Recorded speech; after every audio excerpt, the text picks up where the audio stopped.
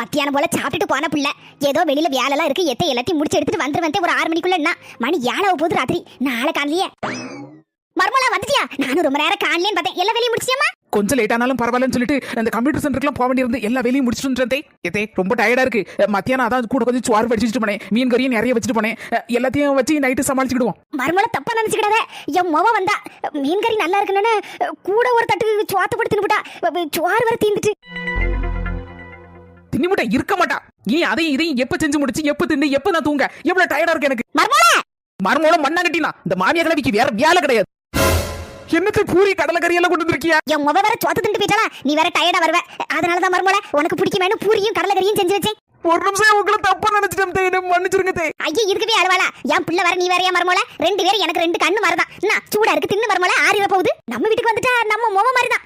கொஞ்சம் அட்ஜஸ்ட் பண்ணி மாமியால மர்மோல நடந்துக்கிட்டாலே போதும். எந்த பிரச்சனையும் வராது. சந்தோஷம் தன்னால வரும்.